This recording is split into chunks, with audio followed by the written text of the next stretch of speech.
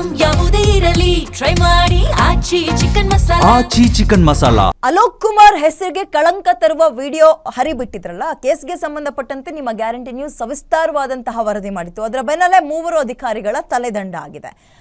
DGP Alok Kumar ರಿಂದ 3 ವಾರ್ಡನ್ನ ಅಮಾನತು ಮಾಡಲಾಗಿದೆ. ಅವರುಗಳ ಹೆಸರು ಶಿವಾನಂದ್ ಕರ್ಲಬಟ್ಟಿ, ನಿರಂಜನ್ ಕಾಮತ್ ಮತ್ತು ಹನುಮಂತಪ್ಪ ಅಂತ. ತಲೆದಂಡ ಆಗಿದೆ ಅಥವಾ ಸಸ್ಪೆಂಡ್. ಕರ್ತವ್ಯ ಲೋಪದ ಹಿನ್ನೆಲೆಯಲ್ಲಿ ಜೈಲರ್ ವಿರುದ್ಧವೂ ಕೂಡ ಕ್ರಮಕ್ಕೆ ಈಗ ಸೂಚನೆ ಕೊಡಲಾಗಿದೆ. ಜೈಲಿಗೆ ಮೊಬೈಲ್ ಹೇಗೆ ಹೋಯ್ತು ಅನ್ನೋದ್ರ ಬಗ್ಗೆ ಕ್ಲಾರಿಫಿಕೇಶನ್ ಕೊಡಬೇಕು. ಹಾಗೆ ಜೈಲಿನ ಬಳಿ ಏರ್ಟೆಲ್ ಫ್ರೀಕ್ವೆನ್ಸಿ ಬಳಕೆ ಮಾಡಿ ಮೊಬೈಲ್ ಉಪಯೋಗ ಮಾಡ್ತಾ ಇದ್ರಲ್ಲ, ಅದ್ರ ಬಗ್ಗೆಯೂ ಕೂಡ ಸವಿಸ್ತಾರವಾದ ಡೀಟೇಲ್ಸ್ ಕೊಡಬೇಕು ನನಗೆ.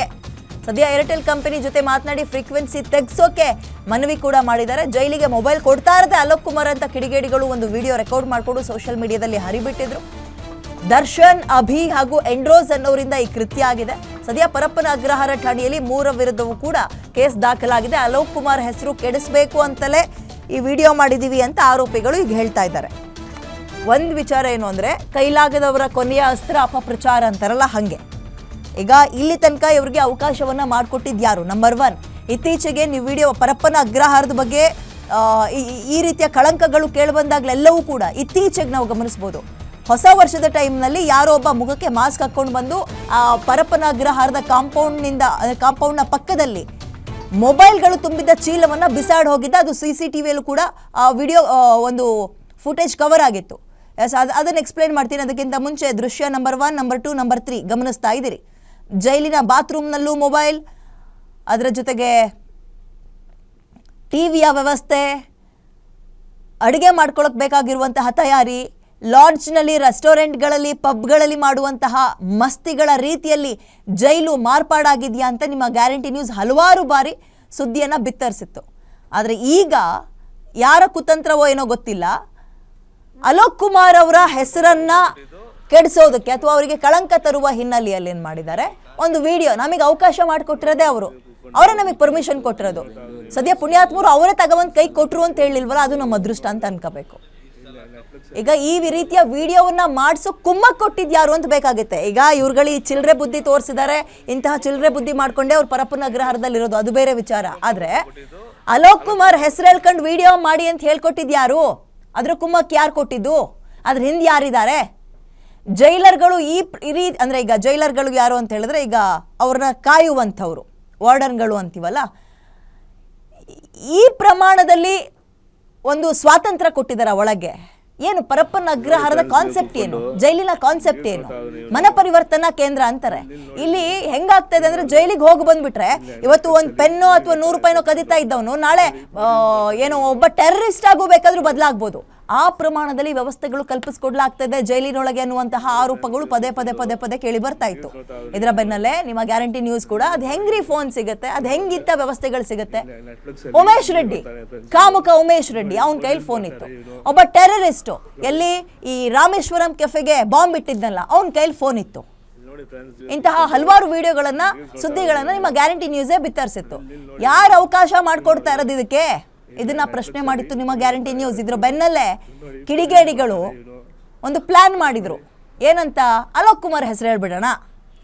ಆದ್ರೆ ಈ ಚಿಲ್ಲರೆ ಬುದ್ಧಿ ತೋರಿಸಿ ಅಲೋಕ್ ಕುಮಾರ್ ಅಂತ ಹೆಸರು ಹೇಳಿದಾರಲ್ಲ, ಅದನ್ನ ಹೇಳ್ಸಿದ್ ಯಾರು ಅನ್ನುವಂಥದ್ದು ಗೊತ್ತಾಗಬೇಕು. ಈ ಬೆನ್ನಲ್ಲೇ 3 ಸಸ್ಪೆಂಡ್ ಮಾಡಿದಾರಂತೆ. ತನಿಖೆ ಆಗುತ್ತೆ. ತನಿಖೆಯ ನಂತರ ಇದ್ರ ಹಿಂದೆ ಇರುವಂತಹ ದುರುದ್ದೇಶ ಏನು, ಯಾರದ್ದು ಕೈವಾಡ, ಇವೆಲ್ಲವೂ ಗೊತ್ತಾಗುತ್ತೆ. DGP ಹೆಸರಲ್ಲಿ ವಿಡಿಯೋ ಮಾಡಿರೋ ಬೆನ್ನಲ್ಲೇ ಈಗ ಮತ್ತೊಂದು ಸೀಕ್ರೆಟ್ ರಿವೀಲ್ ಆಗ್ತಾ ಇದೆ.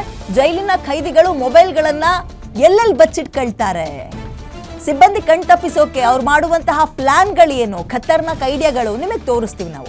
ಅಲೋಕ್ ಕುಮಾರ್ ಹೆಸರಲ್ಲಿ ವಿಡಿಯೋ ಹರಿಬಿಟ್ಟ ಬೆನ್ನಲ್ಲೇ ಅವ್ರುಗಳಿಗೂ ಅಂದ್ರೆ ಮೊಬೈಲ್ಗೋಸ್ಕರ ಸರ್ಚಿಂಗ್ ಆಗ್ತಾ ಇದೆಯಂತೆ. ದರ್ಶನ್, ಅಭಿಷೇಕ್ ಇದ್ದ ಬ್ಯಾರೆಕ್ನಲ್ಲಿ ಪೊಲೀಸರು ಇದೀಗ ಹುಡುಕಾಟ ನಡೆಸಿದ್ರು. ಕೇಂದ್ರ ಕಾರಾಗೃಹದ 9ನೇ ಬ್ಯಾರೆಕ್ನಲ್ಲಿ ತಪಾಸಣೆ ನಡೆಸಿದ್ದಾರೆ. ಆವಾಗ ಡ್ರೈನೇಜ್ ನೀರು ಹೋಗೋ ಜಾಗದಲ್ಲಿ ಮೊಬೈಲ್ ಪತ್ತೆಯಾಗಿದೆ. ಡ್ರೈನೇಜ್ ನೀರು ಹೋಗೋ ಜಾಗದಲ್ಲಿ. ಆಮೇಲೆ ಈ ಹಾಲಿನ ಪ್ಯಾಕೆಟ್ಗಳಿರುತ್ತವಲ್ಲ ಬಳಸಿರುವಂಥದ್ದು, ಅದರಲ್ಲಿ ಅವ್ರಗಳ ಕೈಯಲ್ಲಿ ಆ ಡ್ರೈನೇಜ್ ಹೋಗೋ ಪಕ್ಕದಲ್ಲಿ ಅವಚಿಟ್ಟಿದ್ರಲ್ಲ ಫೋನ್ನ, ಅವ್ರ ಕೈಯಲ್ಲೇ ತೆಗ್ಸಿದ್ದಾರೆ ಅದನ್ನು.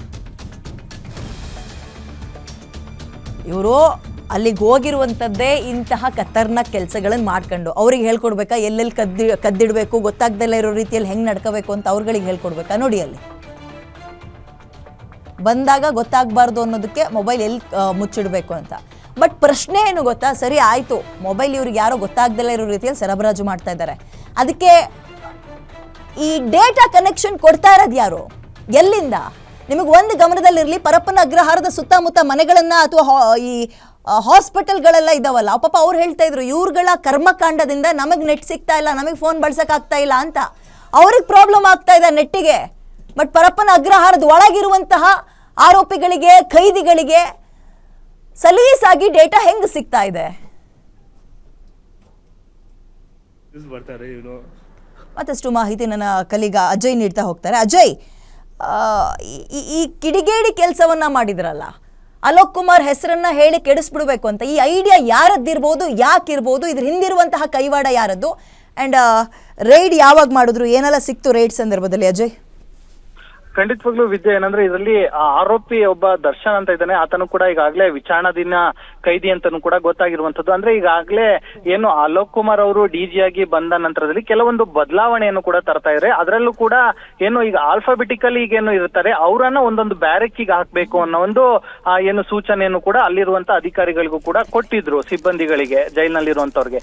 ಸೊ ಆ ಒಂದು ವಿಚಾರವಾಗಿ ಅದನ್ನು ತಪ್ಪಿಸ್ಬೇಕು ಅನ್ನೋ ಒಂದು ನಿಟ್ಟಿನಲ್ಲಿ ಪ್ಲಾನ್ ಮಾಡಿದಂತ ಈ ಕಿಡಿಗೇಡಿಗಳೇನಿದ್ದಾರೆ ಅವರು ಈ ರೀತಿಯಾದಂತ ಒಂದು ಪ್ಲಾನ್ ಅನ್ನು ಕೂಡ ಮಾಡ್ತಾರೆ. ಅಂದ್ರೆ ನಮ್ ಕೈಗೆ ಮೊಬೈಲ್ ಅನ್ನ ಕೊಟ್ಟಿದ್ದೆ ಡಿಜಿ ಅಲೋಕ್ ಕುಮಾರ್ ಅಂತ ಹೇಳಿ ಹಬ್ಬಿಸ್ಬಿಟ್ರೆ ಆ ನಂತರ ಅದು ಬೇರೆ ರೀತಿಯಾಗಿ ಡೈವರ್ಟ್ ಆಗತ್ತೆ ಅಂತ ಹೇಳಿ ಈ ರೀತಿಯಾದಂತ ಒಂದು ಪ್ಲಾನ್ ಅನ್ನ ಮಾಡ್ತಾರೆ. ಆ ಒಂದು ಪ್ಲಾನ್ ಈಗ ಅವ್ರಿಗೆ ಈಗ ಉಲ್ಟಾ ಹೊಡೆದಿದೆ ಅಂತ ಹೇಳ್ಬೋದು. ನಿನ್ನೆ ಅಲ್ಲ ಮೊನ್ನೆ ಈ ಒಂದು ವಿಡಿಯೋ ಮಾಡಿದರೆ, ನಿನ್ನೆ ಬೆಳಗ್ಗೆ ಅದು ಸಾಕಷ್ಟು ಸರ್ಕ್ಯುಲೇಟ್ ಕೂಡ ಆಗಿರುವಂತದ್ದು. ಆದ ತಕ್ಷಣ ಡಿಜಿ ಅವರ ಗಮನಕ್ಕೂ ಕೂಡ ಬರುತ್ತೆ. ಅವರು ಕೂಡ ಪರಿಶೀಲನೆ ಮಾಡಿದಂತ ಸಂದರ್ಭದಲ್ಲಿ ಗೊತ್ತಾಗತ್ತೆ ಇವರು ಇಲ್ಲಿ ಬೇರೆ ಬೇರೆ ಬ್ಯಾರಕ್ಕಿಗೆ ಶಿಫ್ಟ್ ಮಾಡ್ತಾ ಇದ್ದಾರೆ. ಆ ಒಂದು ಕಾರಣದಿಂದ ಈ ರೀತಿಯಾದಂತ ವಿಡಿಯೋ ಮಾಡಿ ಏನು ದಿಕ್ ತಪ್ಪಿಸುವಂತ ಕೆಲಸಕ್ಕೆ ಮುಂದಾಗ್ತಿದ್ದಾರೆ ಅಂತಾನು ಕೂಡ ಗೊತ್ತಾಗಿರುವಂತದ್ದು.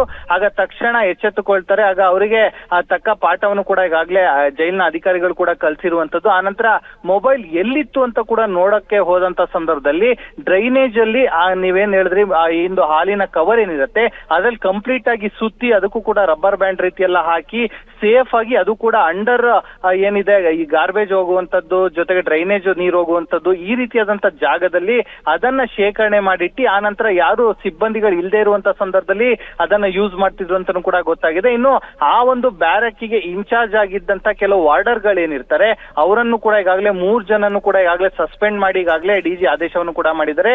ಇದರ ಜೊತೆಗೆ ಜೈಲರ್ ಏನಿದ್ದಾರೆ ಅವರ ವಿರುದ್ಧವೂ ಕೂಡ ತನಿಖೆ ಆಗ್ಬೇಕು ಅಂತ Ajay, sorry for the interrupt. ಇದ್ರ ಜೊತೆಗೆ ಜೈಲಲ್ಲಿ ಅಥವಾ ಪರಪ್ಪನ ಅಗ್ರಹಾರದಲ್ಲಿ ಹಾಕಿರುವ ಜಾಮರ್ ಏನಿದೆ ಅಕ್ಕಪಕ್ಕದಲ್ಲಿರೋ ಮನೆಗಳಿಗೆ, ಹಾಸ್ಪಿಟಲ್ಗಳಿಗೆ ಪ್ರಾಬ್ಲಮ್ ಮಾಡುತ್ತೆ, ಡೇಟಾ ಸಲೀಸಾಗಿ ಬಳಸಕ್ಕಾಗಲ್ಲ.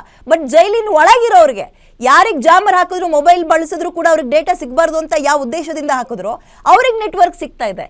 ಇದ್ರ ಹಿನ್ನೆಲೆ ಏನು? ಈ ತಂತ್ರ ಯಾರಿಗೂ ಅಂದ್ರೆ ಇದನ್ನ ಭೇದಿಸೋಕೆ ಯಾಕೆ ಆಗ್ತಿಲ್ಲ ಪೊಲೀಸರಿಗೆ? ಖಂಡಿತವಾಗ್ಲೂ ವಿದ್ಯಾ, ನೀವು ಹೇಳಿದ್ದು ನಿಜಕ್ಕೂ ಕೂಡ ಸತ್ಯ. ಯಾಕಂದ್ರೆ ಈ ಒಂದು ವಿಚಾರವಾಗಿ ಪ್ರತಿಭಟನೆಗಳೇ ಆಗಿದೆ. ಅಕ್ಕಪಕ್ಕದ ನಿವಾಸಿಗಳು ಕೂಡ ಬಂದು ನಮಗೆ ಇಲ್ಲಿ ತೊಂದರೆ ಆಗ್ತಿದೆ ಅಂತ ಹೇಳಿ ಪ್ರತಿಭಟನೆ ಆಗಿದೆ. ಅದು ಅಲ್ಲದೆ ಕೂಡ ಮಾಧ್ಯಮದವರು ಕೂಡ ಅಲ್ಲಿ ಹೋದಂತ ಸಂದರ್ಭದಲ್ಲಿ ಒಂದು ಲೈವ್ ಕೊಡುವಂತದ್ದಾಗಿರ್ಬೋದು ಅಥವಾ ಏನೇ ಒಂದು ನೆಟ್ವರ್ಕ್ ಇಶ್ಯೂ ಸಾಕಷ್ಟು ಬರುತ್ತೆ. ಆದ್ರೆ ಇಲ್ಲಿ ಜೈಲಿನ ಒಳಗಡೆ ಕೂಡ ಈಗಾಗಲೇ ಏರ್ಟೆಲ್ ಕಂಪ್ಲೀಟ್ ಆದಂತ ನೆಟ್ವರ್ಕ್ ಸಿಕ್ಕಿದೆ. ಸೊ ಈಗ ಅದು ಆ ಒಂದು ವಿಚಾರವಾಗೂ ಕೂಡ ನಾವು ಏರ್ಟೆಲ್ ನ ಕಂಪ್ನಿಯವರ ಜೊತೆನೂ ಕೂಡ ನಾವು ಮಾತನಾಡ್ತೀವಿ ಅಂತಾನು ಕೂಡ ಈಗಾಗಲೇ ಡಿಜಿ ಕೂಡ ಹೇಳಿರುವ ಸೊ ಈಗ ಅದು ಮುಂದಿನ ದಿನಗಳಲ್ಲಿ ಯಾವ ರೀತಿಯಾಗಿ ಅದು ಹೋಗತ್ತೆ ಅಂತ ಕೂಡ ನಾವು ನೋಡ್ಬೇಕಾಗತ್ತೆ. ಆದ್ರೆ ಇಲ್ಲಿ ಆಗಿರುವಂತ ವಿಚಾರ ಏನಿದೆ ಈಗ ಸಾಕಷ್ಟು ಚರ್ಚೆ ಕೂಡ ಗ್ರಾಸ ಆಗಿರುವಂತದ್ದು. ಯಾಕಂದ್ರೆ ಕೇವಲ ಒಂದು ಬ್ಯಾರಕ್ ಶಿಫ್ಟ್ ಮಾಡ್ತಾರೆ ಅಂತ ಹೇಳಿ ಇಲ್ಲಿ ಡಿಜಿ ಹೆಸರನ್ನ ಇವರು ಬಳಕೆ ಮಾಡ್ಕೊಳ್ತಾರೆ ಅಂದ್ರೆ ಇನ್ನು ಎಷ್ಟು ನಟೋರಿಯಸ್ ಇವರು ಅನ್ನೋದ್ರ ಬಗ್ಗೆ ಕೂಡ ಈಗಾಗಲೇ ಪ್ರಶ್ನೆ ಆಗ್ತಿದೆ. ಈಗಾಗಲೇ ಈ ಒಂದು ವಿಚಾರವಾಗಿ ಪರಪ್ಪನ ಅಗ್ರಹಾರ ಪೊಲೀಸ್ ಠಾಣೆಯಲ್ಲೂ ಕೂಡ ಈಗಾಗಲೇ ದೂರನ್ನು ಕೂಡ ದಾಖಲಾಗಿರುವಂತದ್ದು. ಹಿರಿಯ ಅಧಿಕಾರಿಗಳು ಕೂಡ ಈಗಾಗಲೇ ಸೂಕ್ಷ್ಮವಾಗಿ ಪರಿಶೀಲನೆಯನ್ನ ಮಾಡಿ ತನಿಖೆಯನ್ನ ಮುಂದುವರಿಸಿದ್ದಾರೆ ಅಂತಾನೆ ಹೇಳ್ಬೋದು Vidya. Well, thank you Ajay ಡೀಟೇಲ್ಸ್ಗೆ.